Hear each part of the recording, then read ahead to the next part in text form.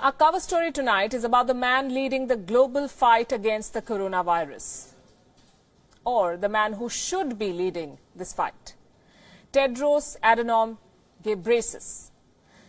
He's the Director General of the World Health Organization. Dr. Ghebreyesus has the most important job in the world right now. His agency is in charge of the global response to the coronavirus pandemic.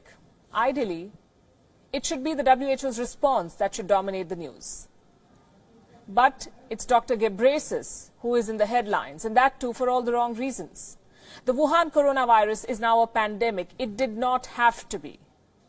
Almost 1 million people have been infected by it. The number could have been much smaller. The virus could have been stopped had China taken timely action instead of orchestrating a cover-up. China failed to contain the Wuhan virus. The world is paying the price for it now. Where does the WHO Director General come in the picture? He had a role which he did not fulfill. And now there is a big question mark over his credibility. Since the beginning of this outbreak, he has defended China. Not just defended, he even praised China. Is he blind to China's follies? Or is he turning a blind eye to China's actions? The whole world can see China's lapses, but the man who heads the World Health Organization says this in China's defense.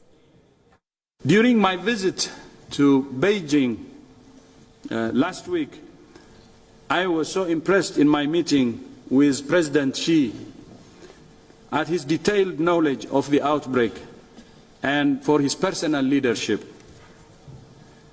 but also at his commitment from the words he told me I will share with you. We will take serious measures at the epicenter, at the source, in order to protect our people and also to prevent the spread of the virus to other countries. Impressed, he says, by the personal leadership and commitment of the Chinese leader. And he said this in February. And with each such statement, his credibility and that of his organization takes a beating. The WHO is now being called the Wuhan Health Organization. I'm sure they're aware of how they're being slammed the world over, and yet they do not course correct. Do you wonder why? Why is the WHO so helpless? Why is Tedros Adhanom Ghebreyesus towing China's line? We dug into his past to look for the answers, and we stumbled on a very interesting story. Listen to this. Dr. Ghebreyesus, the man on your screen, comes from Ethiopia. His election as the WHO chief was unprecedented for two reasons. A, he was the first African to be appointed Director General, and B, he was the first non-doctor candidate to get this post. He's called Dr. Ghebreyesus, but he does not have a degree in medicine. He has a PhD in community health. So how did he become the WHO Director General?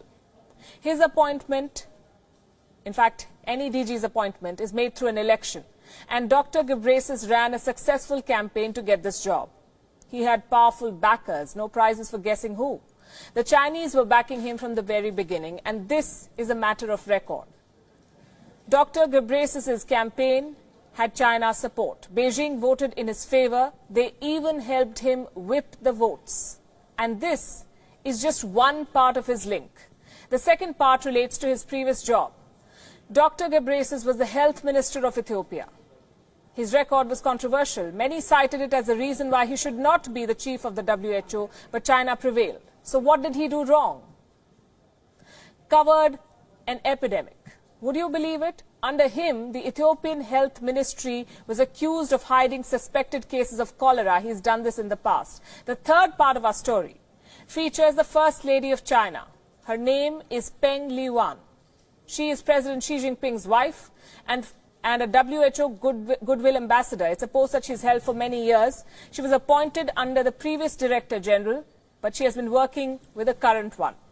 We cannot prove how this influences his decision, but we can prove the proximity. Dr. Ghebreyesus has also served as the Foreign Minister of Ethiopia. For more than a decade now, Ethiopia's economy has been largely dependent on China. Between the years 2006 and 2015, China and Chinese entities have loaned more than $13 billion to Ethiopia. Dr. Ghebreyesus served as Foreign Minister from 2012 to 2016. Join the dots. And we're not done. Soon after taking office at the WHO, Dr. Ghebreyesus took a controversial decision. He proposed the name of Zimbabwe's dictator Robert Mugabe to become a WHO Goodwill Ambassador. Why is this curious? Because Robert Mugabe was China's man, financed and armed by the Chinese in the 1970s and supported for decades.